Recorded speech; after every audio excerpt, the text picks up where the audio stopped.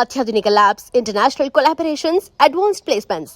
మీ dream career ని reach అవ్వడానికి మీ best choice Godavari global university.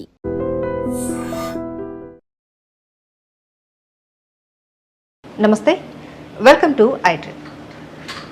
Sugar వ్యాధిగ్రస్తుల్లో ఎక్కువగా గుండెకు సంబంధించిన సమస్యలు చూస్తూ ఉంటాం. కొంతమందికి అది ప్రాణాంతకం కూడా కావచ్చు. అయితే ఎందుకు ఇలా జరుగుతుంది, దీనికి కారణాలు అండ్ సొల్యూషన్స్ ఏంటి, దీని గురించి డాక్టర్ కపిల్ ఉన్నారు, ప్రముఖ కార్డియాలజిస్ట్ అపోలోలో. వారిని అడిగి మరిన్ని వివరాలు తెలుసుకుందాం. నమస్తే సార్. నమస్తే అండి. కపిల్ గారు, మనం ఇంతకు ముందు గుండెకు సంబంధించి చాలా సమస్యల గురించి మాట్లాడుకున్నాము.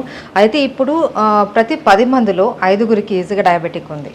సో చాలామంది ఏంటంటే మాకు డయాబెటిక్ వచ్చింది అని అంటే మాకు ఇంకా హార్ట్కి సంబంధించిన ప్రాబ్లమ్స్ కూడా ఇంకా వస్తాయి అన్న భయంలో ఉంటారు.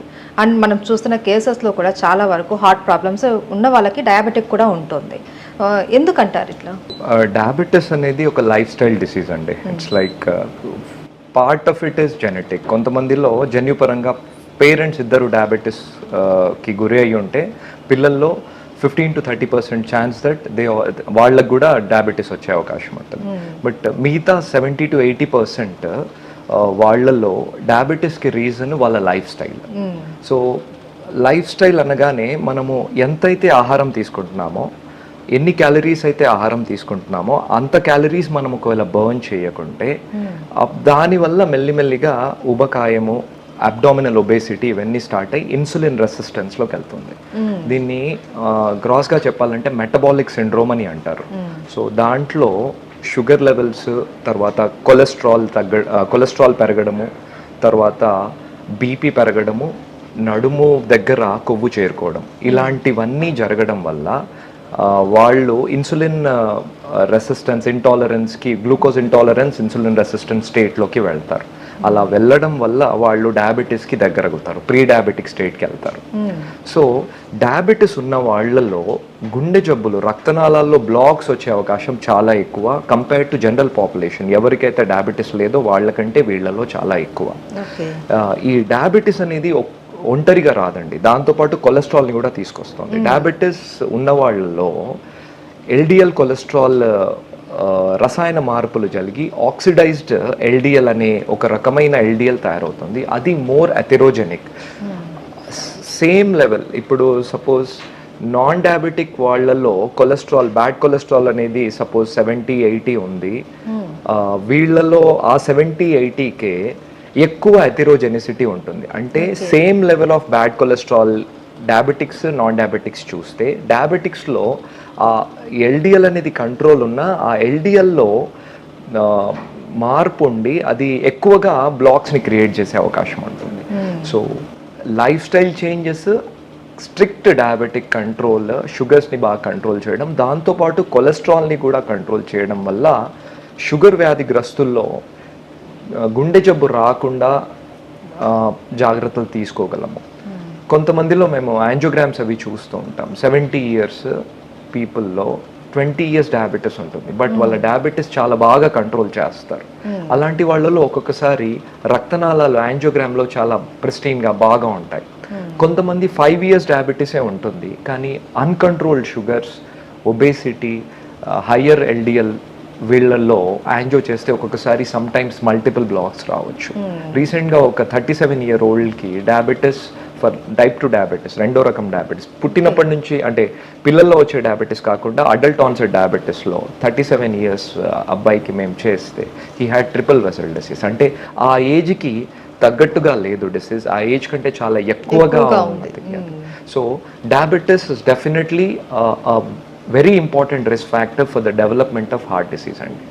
సో అందుకోసమే డయాబెటీస్ ఉన్నవాళ్ళు అధైర్యపడకుండా strict diabetes control and lifestyle changes అనేవి చాలా ఇంపార్టెంట్.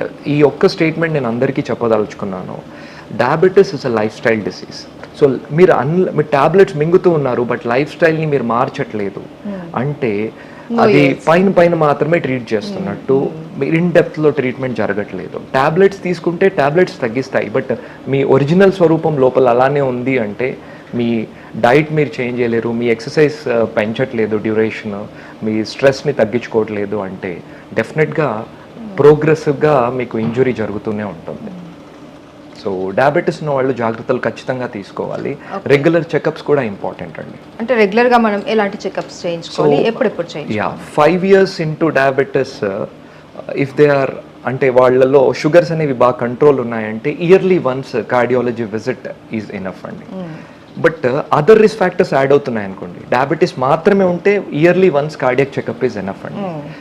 ఇది ఏంటంటే దేశంకి మారుతుంటుంది, కంట్రీకి వాళ్ళ గైడ్ లైన్స్ మారుతుంటాయి. బట్ ఇండియన్ కాంటెక్స్లో only diabetes, rest of all the things are normal. 1 year ఒక్కొక్కసారి గుండెకి సంబంధించిన టెస్టులు, ట్రెడ్మిల్ కానీ, స్ట్రెస్ టెస్ట్ కానీ, బేస్ లైన్ ఈసీజీ కానీ చేసుకుంటే చాలు. ఒకవేళ డయాబెటీస్ కంట్రోల్ అనేది సరిగా లేదనుకోండి, ఇంకొంచెం ఫ్రీక్వెంట్గా అట్లీస్ట్ 6 months దీంట్లో ఉండాలి.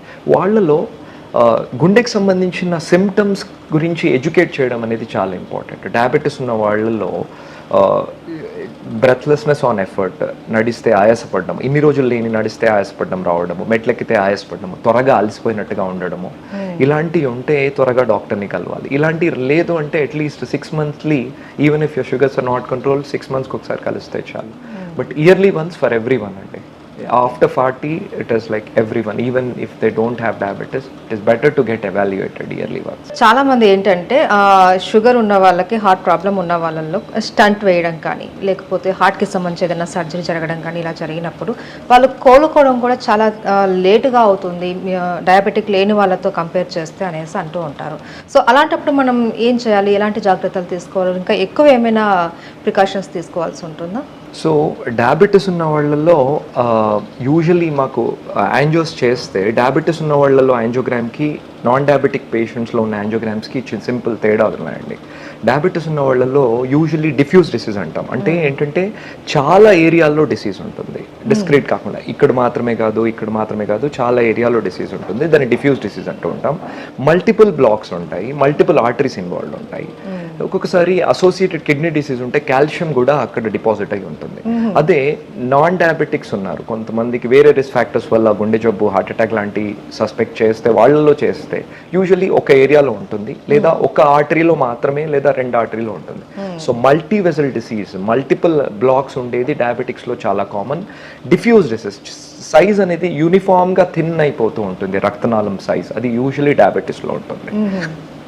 డయాబెటీస్ అండ్ ఫీమేల్ జెండర్ అండి, ఆడవాళ్ళలో diabetes with obesity is not a good combination. వాళ్ళల్లో పర్టికులర్లీ పోస్ట్ మెనోపాజల్, నెలసరి ఆగిపోయిన తర్వాత వాళ్ళల్లో ఈ డయాబెటీస్ ఉండి, ఉభయకాయం ఉండి 50 సంవత్సరాలు దాటిన ఆడవాళ్ళల్లో యూజువల్లీ డిసీజ్ అనేది చాలా డిఫ్యూజ్గా ఉండే అవకాశం ఉంటుంది. సో జాగ్రత్తల పరంగా వస్తే మనం ఇంతకుముందు డిస్కస్ చేసినట్టుగా రెగ్యులర్ చెకప్స్ అవి చేసుకోవాలి. స్టెంటింగ్ తర్వాత ఇంకా స్ట్రిక్ట్ బ్లడ్ షుగర్ కంట్రోల్ అనేది చాలా ఇంపార్టెంట్. అండ్ బైపాస్ తర్వాత usually for conventional bypass sugars high ఉన్న వాళ్ళలో కొంచెం వూండ్ హీలింగ్ ప్రాబ్లమ్స్ అవి ఉంటూ ఉంటాయి. But there is no major difference as such. ఒక్కసారి స్టంటింగ్ కానీ బైపాస్ కానీ ట్రీట్మెంట్ లాగా తీసుకున్న తర్వాత వాళ్ళు ఖచ్చితంగా 2 విభాగాల్లో ఖచ్చితంగా షుగర్ కంట్రోల్ అనేది చాలా చాలా ఇంపార్టెంట్ అండి. అండ్ సార్, ఈ షుగర్ పేషెంట్స్లో స్టంట్స్ వేసిన తర్వాత ఆ లొకేషన్లో కొద్దిగా ఇన్ఫెక్షన్ వచ్చే అవకాశాలు ఉంటాయి అనేసి అంటూ ఉంటారు, అది ఎంతవరకు వాస్తవం అంటారు? స్టెంట్స్లో ఇన్ఫెక్షన్ అనేది పెద్దగా ఉండదండి, ఛాన్స్ లేదు. ఎందుకంటే ఎసెప్టిక్ కండిషన్స్లో అవి చేస్తూ ఉంటాము. యూజువలీ పోస్ట్ బైపాస్ యూజువలీ ఒకప్పుడు ఉండేవండి. ఇప్పుడు because of the antibiotics and all, because of the more learning about the conditions and అవన్నీ చూడడం వల్ల ఇప్పుడు ఇన్ఫెక్షన్ రేట్ అనేది చాలా తగ్గింది. యూజువలీ వూండ్ హీలింగ్ ప్రాబ్లమ్స్ అండి, షుగర్ ఎప్పుడు ఎక్కువగా ఉంటుందో బ్యాక్టీరియాకి అదొక మంచి ప్రదేశం అన్నట్టు. సో అందుకోసం అవి గ్రో అవుతూ ఉంటాయి. But with the antibiotics that we have and laminar flow theatres ఇవన్నీ రావడం వల్ల మనకి ఇన్ఫెక్షన్ రేట్ అనేది తగ్గిందండి. దాని గురించి ప్రస్తుతానికి వరి అవ్వాల్సిన అవసరం లేదు. డెవలప్మెంట్ ఆఫ్ డిసీజ్ దగ్గర మనం ఎక్కువ కాన్సన్ట్రేట్ చేస్తే సరిపోతుంది. Thank you so much. Thank you. And for more videos, Please subscribe to iDream. Please subscribe to iDream. Please subscribe iDream. And please subscribe to iDream. For more videos, subscribe to iDream. please like, share and subscribe to the channel. Congratulations, iDream. subscribe to iDream. Subscribe to iDream. So subscribe to iDream Media. iDream ki iDream team andarki huge congratulations. Please subscribe iDream Media. Please subscribe to iDream. Subscribe iDream. Please subscribe to iDream.